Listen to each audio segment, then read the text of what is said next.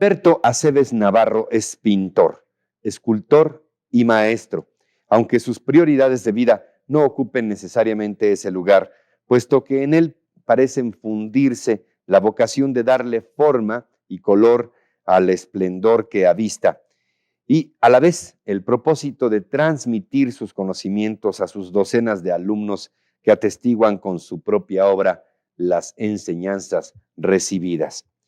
Como artista plástico, cuya producción ha dado a conocer en México y el extranjero, desde 1955, el maestro Aceves Navarro sostiene que tiene por costumbre entablar diálogos con esa misteriosa señora que es la pintura, puesto que de ellos se desprende cuanto crea.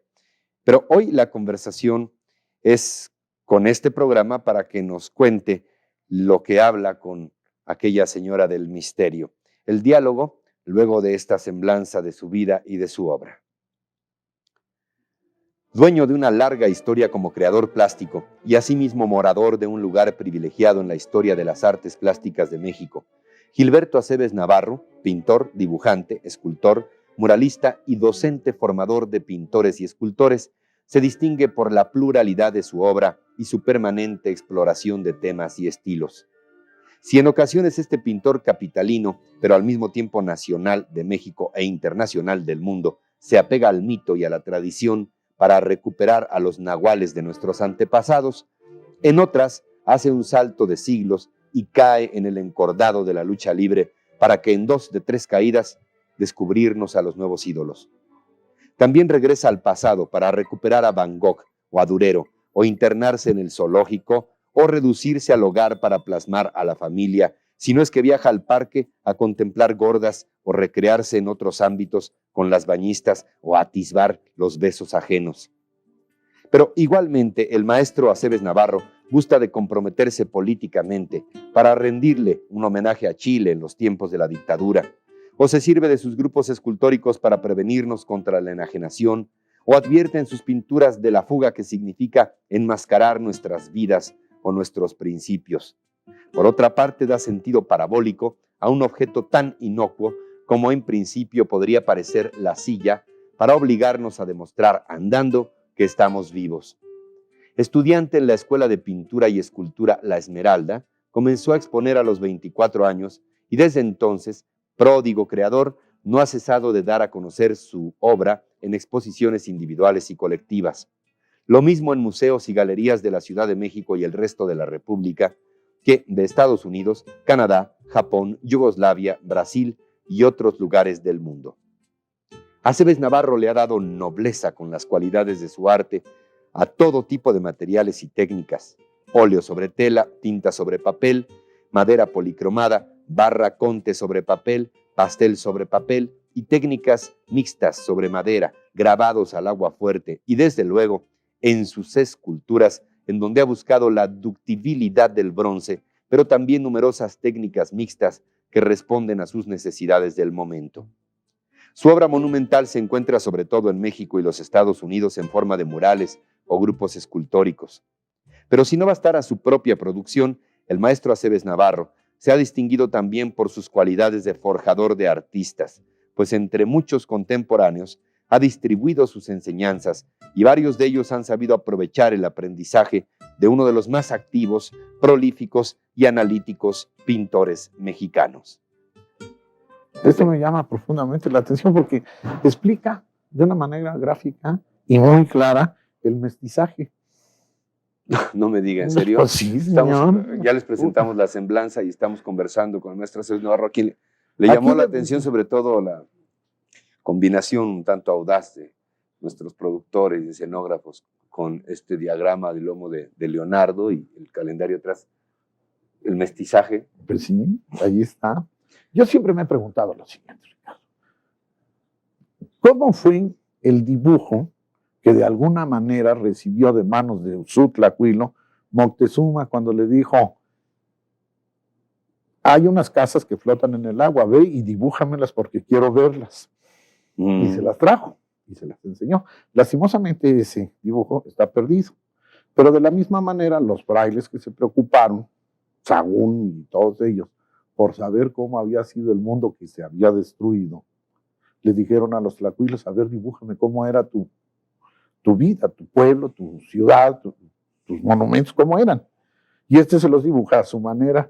Dice, no, así no lo entiendo. Dibújamelo como yo lo puedo entender. Entonces el otro le dijo, muéstrame, y allí empezó a llegar los grabados europeos a México y las maneras como se absorbieron las formas europeas y se mezclaron y se hizo. Los primeros mestizos reales son los tlacuilos, desde los entonces, pintores. Desde entonces ha habido, maestro Aceves Navarro, una cadena, eslabones permanentes entre antecedentes remotos y no tanto de la pintura en la urbe, es decir, y sigue siendo válida ahora esta pintura urbana. Sí, pero rotundamente. Nosotros somos detentadores, y no podemos decir que no, de una cultura totalmente occidental. Pero los mexicanos tenemos grandes ventajas, y es que nuestra cultura indígena está viviendo en este momento entre todos nosotros. Depende de los creadores hacer nuevamente este maridaje, este mestizaje, para aprovechar esta maravillosa oportunidad de mezclar dos cosas vivas, tan poderosas, tan fuertes, tan extraordinarias, como es nuestra cultura indígena y la occidental, que pues nos enseñan continuamente y en la que vivimos. En el caso de Gilberto Aceves Navarro, ¿qué le ha enseñado hasta ahora esta ciudad? En general las ciudades, pero esta ciudad. Hablábamos de lo que le ha enseñado. Yo nací en el Hospital de Jesús, a 2 cuadras del Zócalo. Más chilaquil no puedo ser. Sí. Bueno, crecí en esta ciudad, me eduqué en las escuelas públicas, tuve maravillosos maestros. Tuve la oportunidad de estudiar, por ejemplo, con don Julio Torri, cuando era yo, don Julio Torri, yo era un bodoque de este tamaño, no entendía muy bien lo que decía, pero me daba cuenta que estaba delante de alguien extraordinario. La enorme oportunidad de este ser maravilloso, Carlos Pellicer, recibir clases de él. De infinidad de gente. Esta fue la educación que yo recibí de manos de esta ciudad, de este pueblo y de todas estas cosas que componen el país. He crecido en la ciudad, la conozco, la camino, la disfruto profundamente. Es una ciudad que ha tenido una infinidad de cambios. Todos estos cambios los trato de retratar, todos estos cambios los trato de absorber y que digan algo en mi lenguaje acerca de ella. ¿Qué pasa con esta tremenda, extraordinaria, maravillosa ciudad que vivimos? Sí, usted amándola a pesar de todo todas estas etiquetas que se le cuelgan y que la ciudad más congestionada del mundo y la mancha urbana no sé qué y la selva de asfalto, todos estos lugares comunes acerca de una ciudad tan vilipendiada, cómo le hemos dado duro y cómo la hemos lastimado y la hemos herido. Sí, sí, pues no me explico por qué en lugar de amar, de entenderla, de comprenderla, de buscarla, de ir, de estar con ella. Sí, tiene riquezas esta ciudad inconcebibles y de gente, no solamente de lo que podemos ver realizado, construido o lo que sea, o destruido. La gente es maravillosa. En el caso de su obra, ¿cuáles son las facetas o los paisajes urbanos que más le impactan a Aceves Navarro para recrearlos? Yo tengo una manera de traducir las cosas para poder manejarlas. Lo que veo lo transmito inmediatamente a una serie de códices en los cuales puedo abstraer formalmente lo que vi. Entonces hay algo que me gusta mucho de esta ciudad que trato siempre de realizar, que es su ritmo. El ritmo de esta ciudad es verdaderamente impresionante. Es una maravilla. De veras, de veras. Todo esto tiene que ver con líneas, con planos, con colores, con la composición, con el número. En fin, hay 7 variables básicas en la cuestión del arte. Forma, tamaño, número, intervalo, o sea, el espacio entre las cosas, densidad, o sea, el peso de las cosas. Y me faltan 2 que de repente se me fueron. Entonces, todo eso lo traduzco a estas cosas. Una de las cosas que trato de pepenar, pero fuerte, así, es el ritmo. El ritmo, el color. Pero el ritmo en un plano, en un lienzo. Sí. Sí, yo sé, ahora lo estoy viendo. Estoy recordando sus pinturas, sí es cierto. Yo hice una Tienen serie ritmo. que se llama Historias del Zoológico, que puse en 1973 en la Sala Nacional del Palacio de Bellas Artes. Eran cuadros muy grandes. La idea central de esto se llamaba Historias del Zoológico, era que el hombre se rebelaba contra los objetos. Y en lugar de tener en las jaulas animales, tenía botellas de vino, de refresco, latas de esto, del otro, y lo demás allá. Y entonces, esta pintura es donde yo más exploté la cosa del ritmo. Inclusive cuando iba pintando, iba contando. 1, 2, 3, 1, 2, 1, 2, 3, 1, 2. Y de ese tamaño iban las líneas, porque es una cosa muy gestual y de muchas rayitas esta pintura que hice. Y las iba contando, iba cantándolas, las bailaba. Además estaba yo jovencito, me echaba un cuadrote de esos de 2 metros por 2 metros en un día. Ahora ya no puedo, ahora los hago un poquito más lento. ¿Han cambiado sus obsesiones así como lo obsesionó el ritmo? Sí. ¿Han cambiado sus obsesiones junto con esta ciudad a lo largo de este tiempo, de estos años? Sí, la idea de hacer un retrato de esto, de esta ciudad, está presente en todo momento. Lo que pasa es que sí han cambiado muchas cosas aquí adentro de Gilberto Aceves Navarro. Me ha dado por madurar. Yo no había madurado, todavía el año pasado no había madurado. Entonces estoy en el proceso de madurar. Estoy tratando de darle a mi discurso como artista algo más fundamental, de mayor peso, que pueda en algún momento cerrar todas las cosas que he dejado abiertas en mi vida, toda la bola de caminos que he dejado abiertos, llevarlos a un solo camino y decir, bueno, ahora sí, un solo camino. Ya me estoy acercando, ya necesito terminar muchas cosas, ya no puedo andar disparatadamente aventando todo y borrando todo y tirando todo. Me preocupa más que nada llegar a obtener la capacidad de decir ese discurso que yo descubrí cuando dije quiero ser pintor. Eso fue. Es que lo que me empujó a eso. ¿Qué fue? Allí en Colman me tentó el demonio, mi demonio. Y allí decidí ser pintor. Yo iba para médico, según mi familia quería y yo quería también. ¿Cómo se produjo ese momento en que decide? ¿Lo recuerda? Muy bien, pues es el momento más importante de mi vida. Fui a una excursión con Carlos Pellicer, tercero de secundaria 4, a San Agustín de Colman y las pirámides de Teotihuacán. Llegamos y en voz de este enorme guía, señor, aprendimos de qué se trataba el convento, cuáles eran sus componentes arquitectónicos, los hechos históricos, la poesía que se podía sacar de él. Y después de que terminó de hablar, dejó sueltos. Y yo me quedé solo de repente en una de estas grandes logias. Y allí me tentó el demonio. Al ver esa luz, quedarme solo, reflexionando, pensando, sintiendo, no sé. Esa luz me atrapó. Y me dije, yo quiero pintar.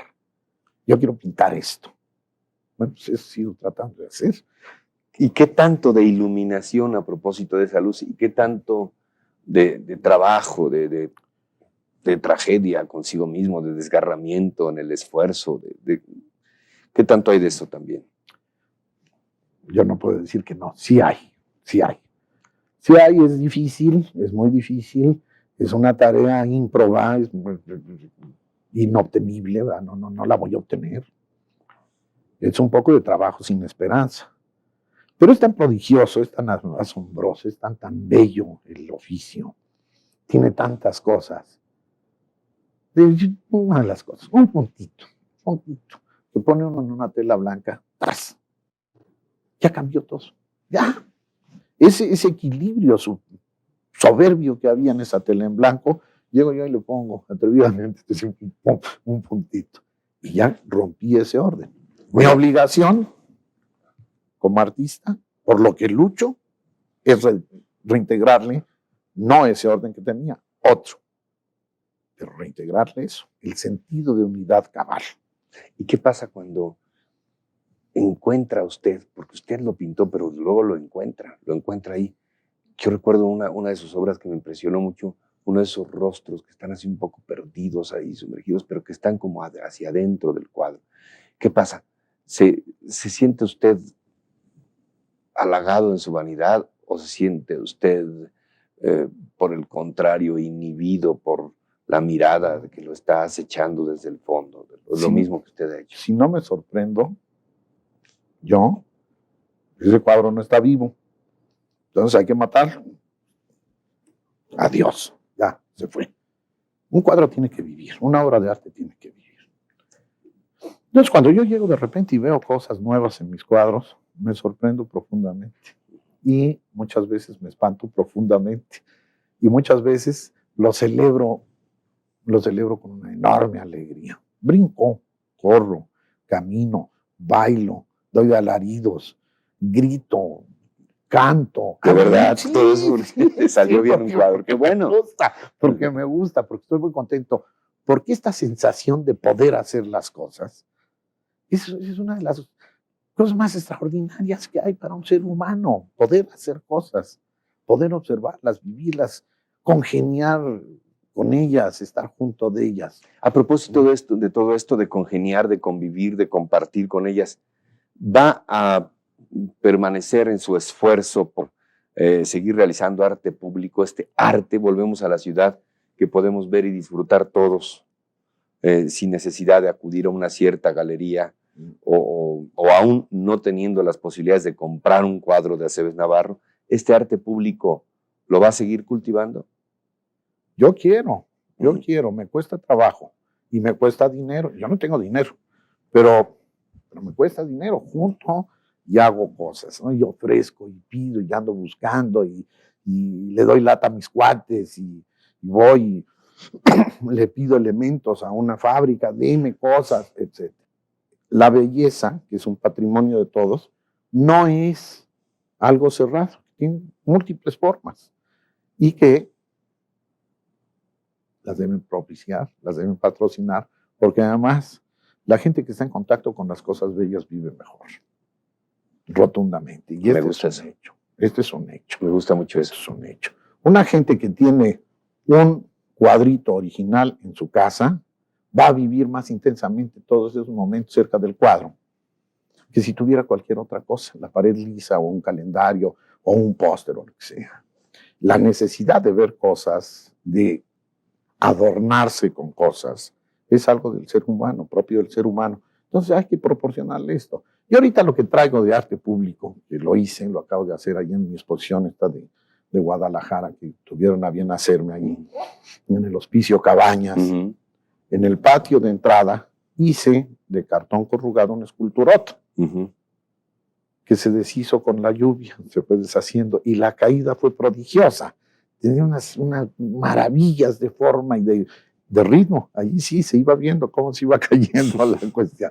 Entonces, esto me encantaría seguir haciéndolo.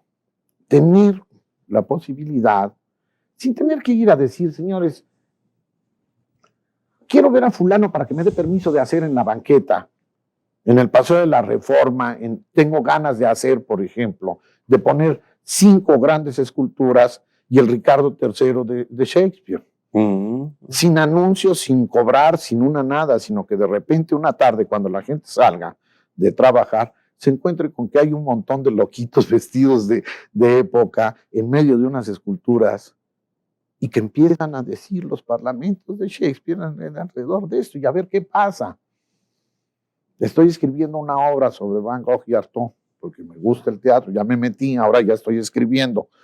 Van Gogh y Artaud, una especie de... ¿Antonin? Sí, Antonin Artaud. ¿Qué tienen que ver?